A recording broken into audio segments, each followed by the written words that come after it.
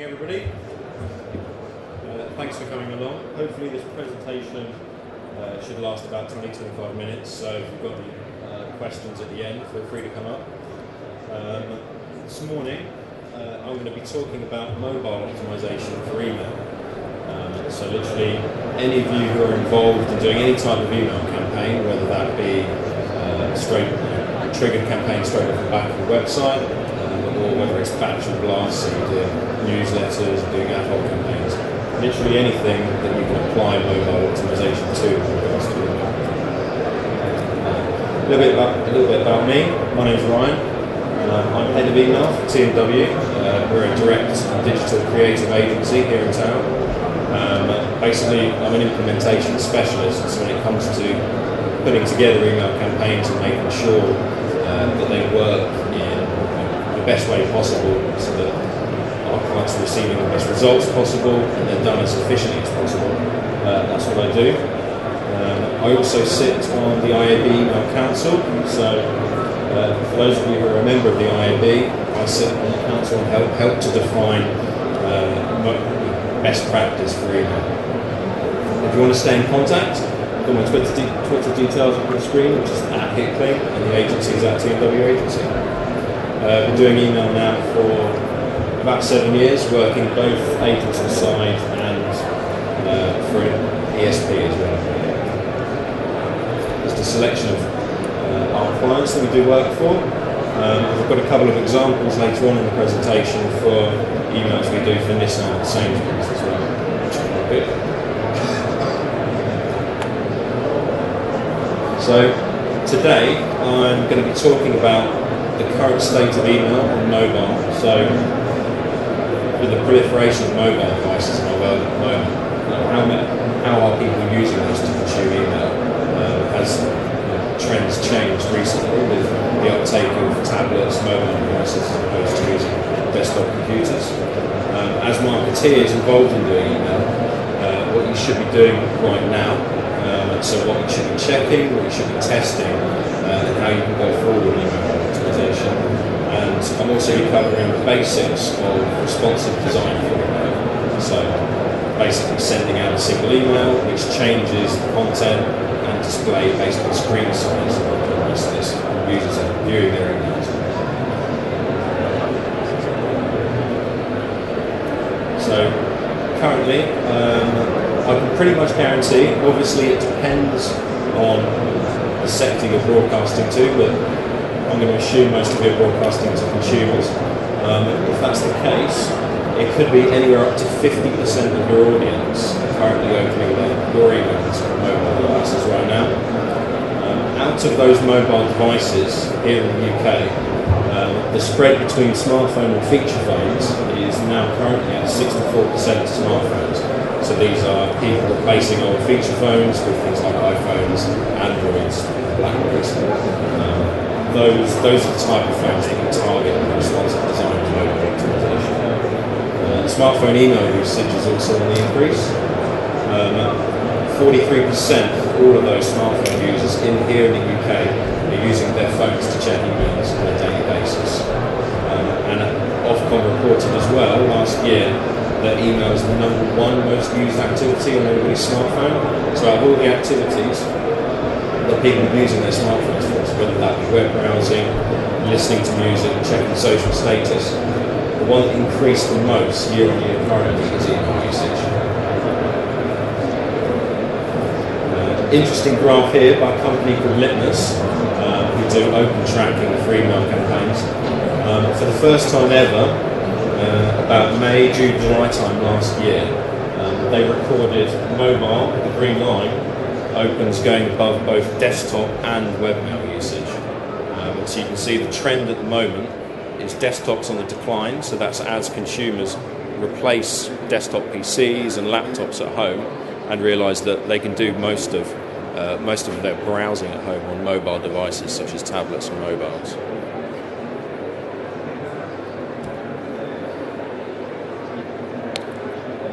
Just some other takeouts as well. Mobile purchasing decisions are most influenced by emails from companies. This was only exceeded by recommendations from friends. If you want to initiate a sale on a mobile device, the best way of doing it is to use an email effectively at the moment.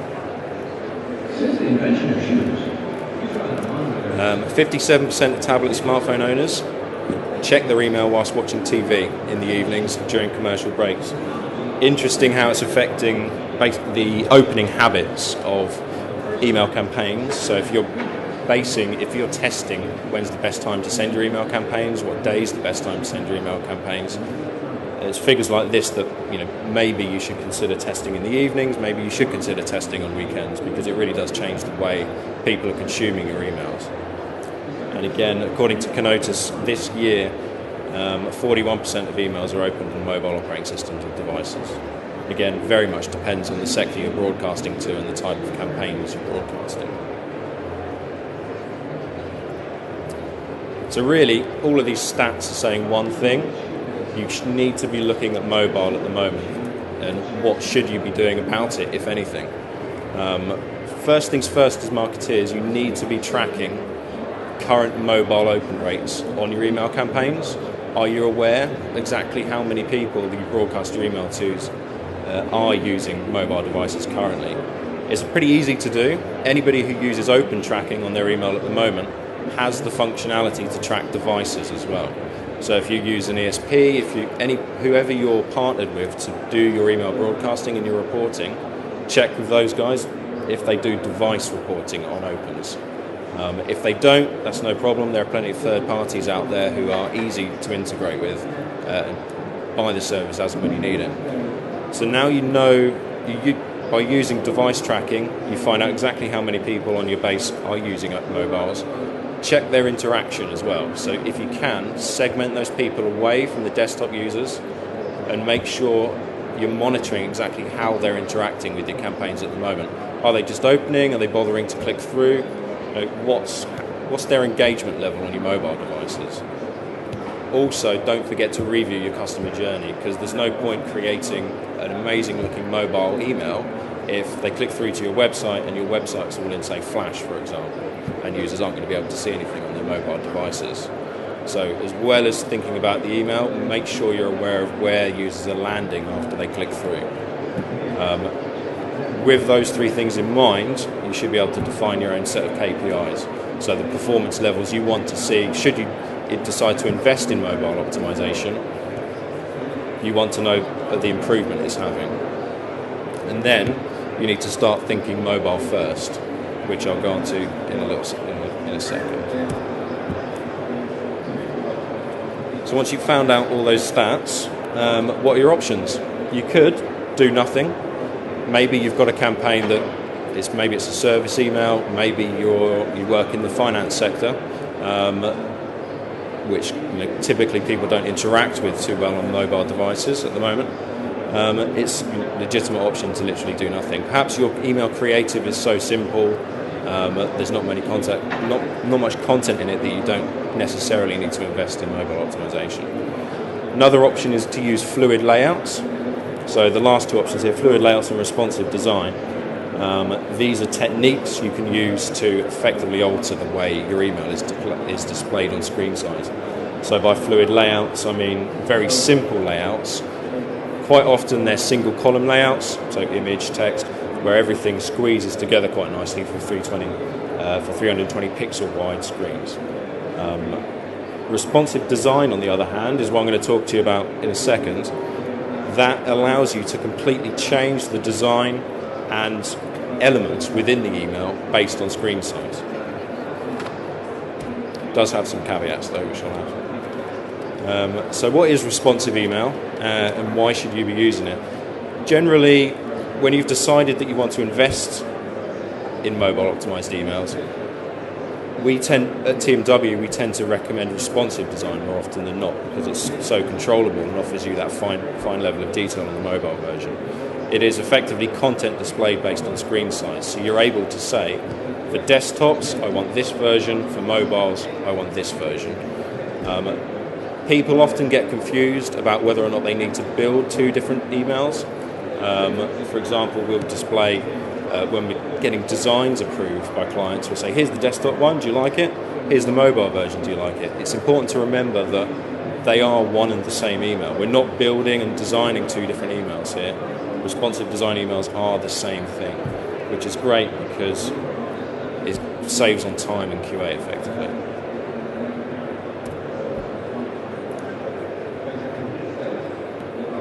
And responsive emails. So what additional benefits does it give us for the mobile designs?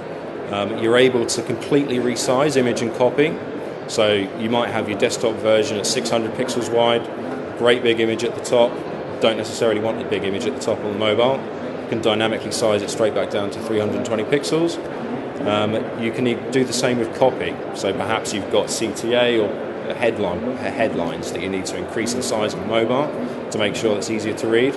You can dynamically increase font sizes for the mobile.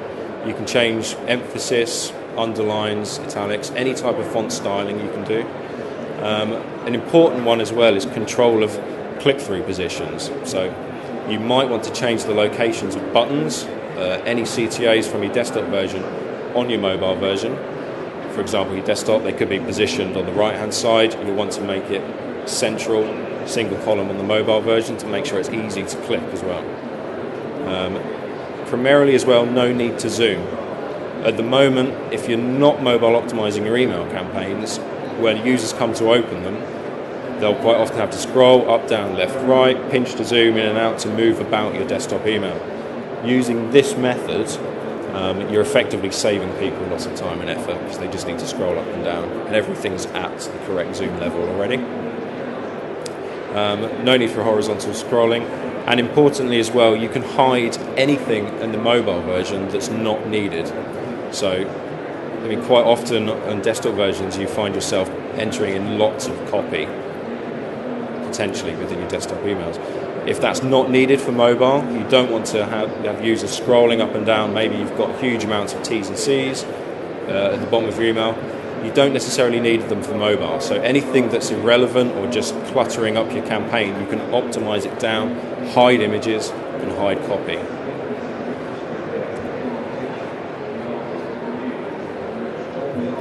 So there are some things you need to take in mind before implementing mobile optimization.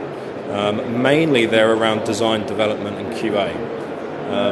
When you first begin, it really depends how you currently how you're currently building your emails. If you do them in-house and you're not yet mobile optimizing your campaigns, there is a learning curve involved in building responsive and also designing responsive. Whoever you use to get to design and develop your emails, it's important they have very tight communication between the developer and the designer, because there are certain things you can't do in email that you can do in desktop. And it's important that when you're designing your emails, they know these limitations for email. Once you've gotten over that initial learning curve, however, realistically, and you're thinking mobile first from the very beginning, so your designers are thinking, right, I need to design this creative to start on 320 and then expand to 600 pixels for desktop. It's relatively simple. There's not so much time investment involved. The other thing you need to think of is QA and device support. It does add additional time onto QA in your email campaigns because obviously you now need to test on mobile devices as well as all your desktop devices. In-house at the moment, I tend to test on a range of Android devices, both small screen and larger screen Androids, and also all the current iPhones and tablets as well. Blackberries and Windows phones you can test on too, but with the device support for responsive design, another reason why I love it is if a device supports the responsive code, they will natively get the 320 width, they will natively get the optimized version of your email. If a device doesn't support the code, it just defaults back to the desktop version of the email. So if you're using an older BlackBerry, for example, that might not support responsive email, the email won't break, they'll still get the desktop version, which is what they'd be used to begin with anyway. Got a few examples now. Here's one we've done quite recently for Nissan GB. This is their Duke E-Zine email, which basically advertises their new Duke. This particular one was advertising one they did in cooperation with the latest Batman movie. On the left is the desktop version, so you can see there's lots of space involved, large images, copy spanning all the way across. On the right next to it is the mobile version of the email. Here we've shrunk it down to fit on your typical portrait iPhone or Android screen. We've removed spacing between logos, headings. We've shrunk the images down perfectly so they're in perfect zoom as soon as the user loads it. And also throughout the email we've shifted a 2-column design, so we've shifted copy underneath images to shrink it all down to a single column version. And what's great about this example is if you go to builttothrill.co.uk on your mobiles right now, if your mobile supports responsive code, Nissan have thought about the user journey, and their whole Built to Thrill website is all currently responsive. So you open that up on desktop, you get the full version. On mobile, you get the version at the end there, which is nice and shrunk down. So it's, again, they're using the same type of techniques on their website as we're using in their email as well.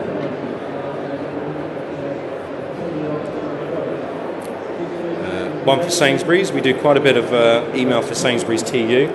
Their clothing range. This is one we did just before Christmas.